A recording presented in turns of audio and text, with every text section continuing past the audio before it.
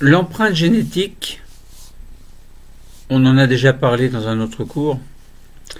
Aujourd'hui, nous allons parler d'empreinte génétique des espèces humaines ancestrales.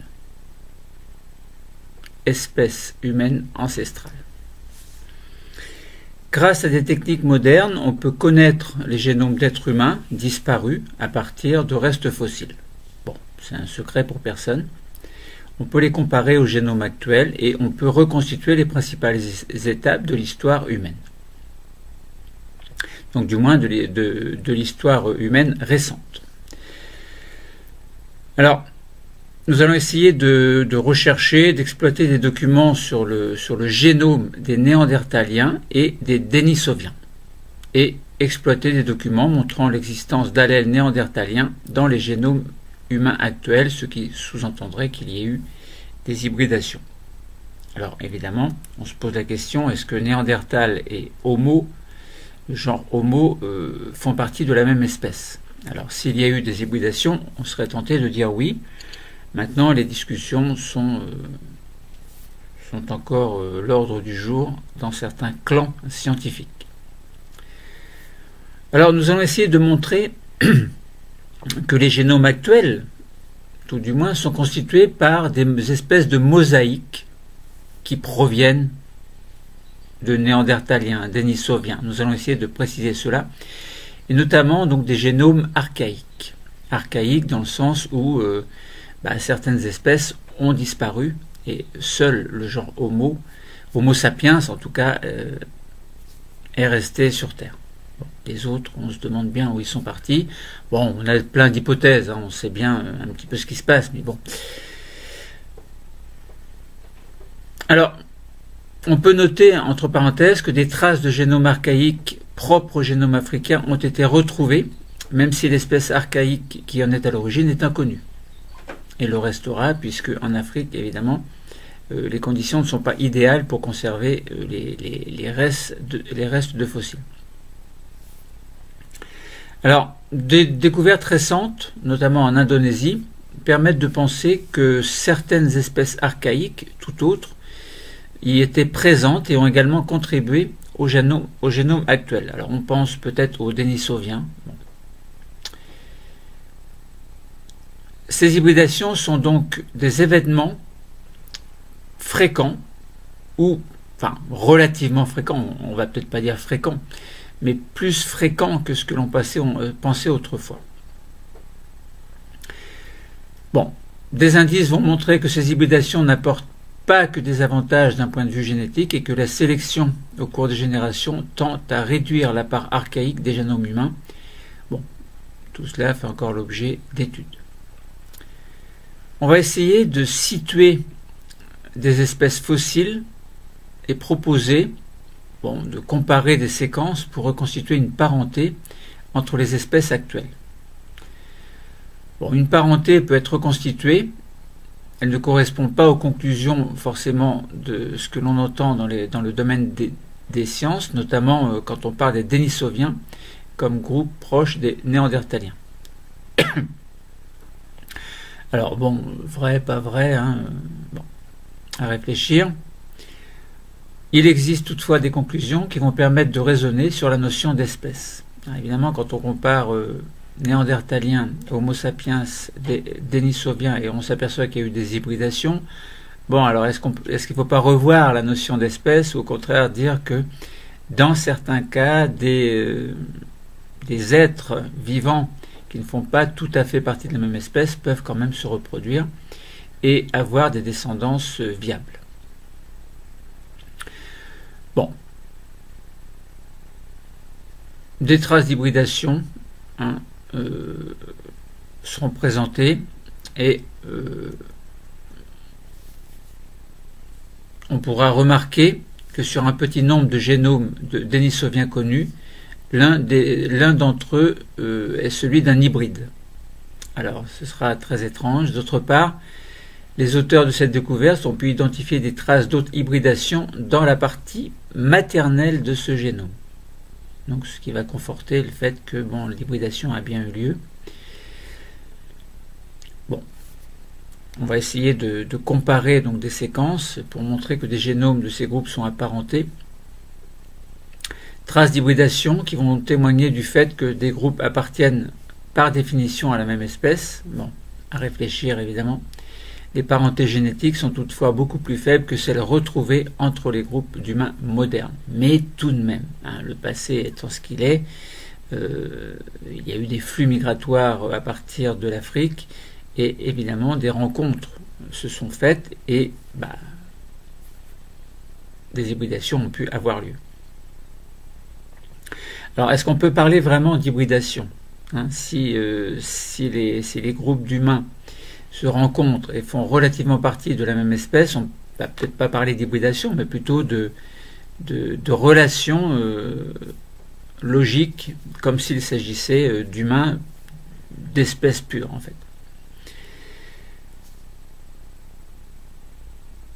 Donc on va trouver en fait des fragments de génomes d'origine néandertalienne dans les génomes asiatiques et européens, de même que des fragments d'origine dénisovienne dans certaines populations asiatiques, et ce qui va montrer que des hybridations entre ces groupes et les humains modernes ont eu lieu également. Donc un hybride entre dénisovien et néandertalien est une autre preuve de ces hybridations. Donc on peut imaginer entre Homo sapiens, dénisovien, néandertalien, donc tout est possible. Tout était possible, parce que les néandertaliens et dénisoviens n'existent plus. On verra sur l'étude d'un gène particulier, donc que l'on va comparer sur un gène par exemple. Donc il s'agit du gène EPAS1, et on va voir qu'il va porter 5 mutations qui seront communes entre l'allèle retrouvé chez les individus tibétains et l'allèle connu chez les dénisoviens. Donc on en reparlera un petit peu plus tard, un petit peu plus en détail tout à l'heure. Bon, probabilité que cette identité soit due au hasard est évidemment très faible, donc ça veut dire que l'hybridation a bien eu lieu, d'autant que l'allèle est très conservé dans les populations d'humains modernes. Donc ça veut dire qu'il y a quand même des relations. L'explication la plus plausible est celle évidemment d'une hybridation à la suite de laquelle l'allèle a été conservé dans les populations exposées aux contraintes de l'altitude, ce que nous verrons dans l'article tout à l'heure. Bon. Alors essayons d'y voir un petit peu plus clair l'empreinte génétique des espèces humaines ancestrales. L'histoire de l'homme actuel, donc l'homme actuel c'est Homo sapiens, s'inscrit dans celle plus large du genre Homo, H-O-M-O.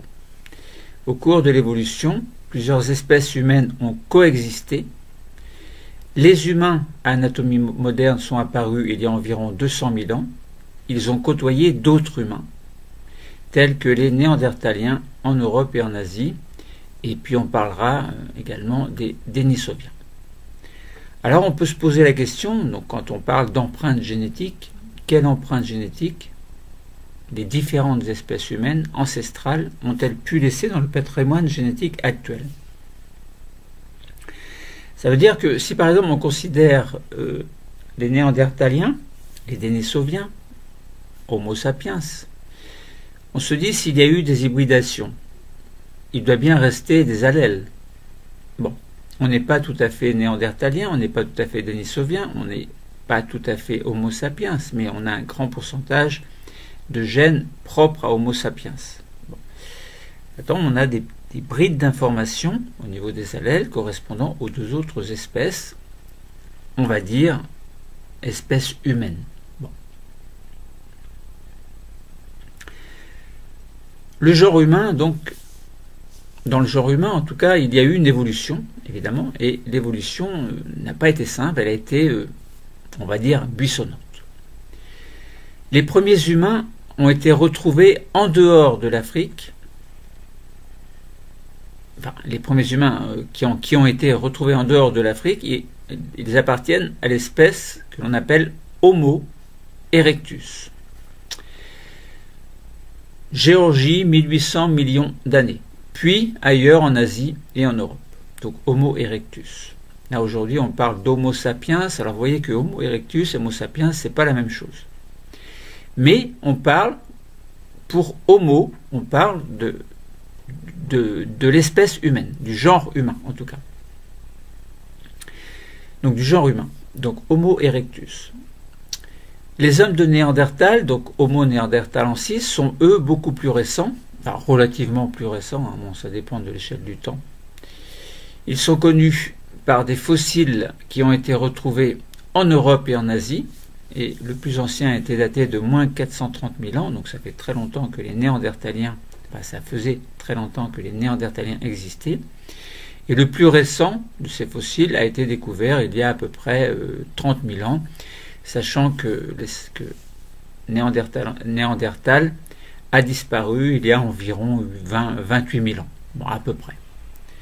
Leur crâne est caractérisé par un volume plus important, un front qui est relativement fuyant. Fait marquant également, c'est celui des bourrelets susorbitaires, qui sont assez saillants. Et puis, petite subtilité, entre guillemets, c'est qu'il n'y a pas de menton. Donc, si on regarde le menton, ça fait un petit creux, et puis ça fait une petite bosse, donc c'est le menton. Eh bien, chez les Néandertaliens, c'est droit. Bon, donc c'est un des critères pour reconnaître un crâne, par exemple, de Néandertalien. Alors, évidemment, Sapiens, Néandertal ont vécu quelquefois dans les mêmes régions. Si on parle de l'Europe, même de la France, eh bien on estime qu'ils ont cohabité environ pendant 10 000 ans. Donc, 10 000 ans. Donc ça veut dire que Homo sapiens, eux, sont arrivés, enfin, c'est pas que ça veut dire, mais Homo sapiens sont arrivés, donc l'espèce Homo sapiens, le genre puis l'espèce Homo sapiens, est arrivé plus tard que Néandertal. Donc en théorie, on devrait avoir, en Europe, admettons, et puis ailleurs, on devrait avoir des Néandertaliens encore aujourd'hui. Et pourtant, ils ont disparu. Bon. Pourquoi, comment, c'est pas l'objet de l'étude aujourd'hui. En 2008, on a retrouvé une phalange et des dents humaines qui dataient de 30 000 ans. Alors moins 30 000 ans, dans la grotte de Denisova en Sibérie. Ces dents ont montré une morphologie différente de celle de Néandertal et d'Homo sapiens. Voilà, donc c'était ni à Néandertal ni à Homo sapiens. L'analyse de l'ADN a pu être faite et on s'est aperçu qu'il s'agissait d'une espèce donc on a donné le nom de Denisovien. Alors on peut s'amuser évidemment avec le logiciel Phylogène à faire des arbres de parenté. La longueur des branches, il faut savoir que, juste un petit rappel, que la longueur des branches est proportionnelle au nombre de différences entre les séquences d'ADN. Si on prend par exemple, donc on peut afficher des séquences d'ADN mitochondriales qui proviennent d'humains actuels et de fossiles néandertaliens et dénisoviens. Donc on peut afficher des séquences. Il faut établir des matrices qui vont présenter le nombre de différences relevées et puis construire évidemment l'arbre de parenté à partir des valeurs qui sont connues à partir des informations précédentes. Donc je disais que sur l'arbre de parenté, la longueur de chaque branche est proportionnelle au nombre de différences entre les séquences d'ADN, donc ce qui sous-entend qu'il y a eu évidemment des mutations. Le chimpanzé, par exemple, pan troglodyte, peut servir de référence. Donc, sur l'arbre de parenté qui établit par comparaison d'ADN mitochondrial provenant d'humains actuels et fossiles, donc il peut servir de référence. Et la divergence entre le genre humain et les chimpanzés est estimée, elle, à 6 millions d'années. Donc il faut voir qu'il y avait un ancêtre commun, en fait. Et l'homme, par exemple, de Kostenki est un fossile trouvé en Russie qui a été trouvé il y a à peu près 37 000 ans. Donc on le retrouve dans Homo sapiens. Donc 37 000 ans en Russie. Donc ça sous-entend que les Homo sapiens sont arrivés, donc en partant d'Afrique, ils sont bien arrivés quelque part en Russie, donc ils sont bien sortis d'Afrique. Donc si on regarde, donc on voit au niveau de l'arbre de parenté, donc une liste d'Homo sapiens, et on voit une liste d'Homo néandertalensis, de Denisoviens, et on voit ce fameux chimpanzé donc, qui sert de référence. Donc à partir d'un ancêtre commun, donc il y a eu donc, à Pan troglodyte et au genre Homo, donc il y a eu un ancêtre commun, et puis pour X raisons, il y a eu une séparation entre les deux, donc Homo et Pan troglodyte. Cette séparation s'est manifestée par deux choses, peut-être deux mutations, ce qui a permis de séparer à nouveau ce groupe, donc cette population en deux. D'une part les Denisoviens et d'autre part ceux pour lesquels il y aura à nouveau des mutations. Et donc c'était Homo, donc le genre Homo, donc genre et espèce Homo sapiens d'une part et Homo néandertalensis d'autre part. Alors par exemple dans les Homo sapiens on prend le cas des Allemands, Géorgiens, Italiens, Kostenki, français et anglais. Et puis du côté néandertalien, on a Vin Dija, Feldhofer, Néandertal Croatie et El Cidron. Bon. Donc on a 4 populations néandertales et on a pris l'exemple de 6 populations Homo sapiens. Bon voilà, donc on voit bien qu'il y a eu une séparation, hein, et que bon, est-ce que cette séparation, donc due à ces mutations, font dire que ce que l'on a représenté en rose Homo sapiens et puis en vert Homo néandertalensis, est-ce que ça veut dire que ce ne sont pas du tout les mêmes espèces? On peut se poser la question avec Denisova aussi, et alors pas en troglodyte, non évidemment, puisqu'il y a une séparation entre Homo, donc les Homos, dont Sapiens néandertalensis, et puis Denisoviens, bon, qui sont un petit peu mystérieux.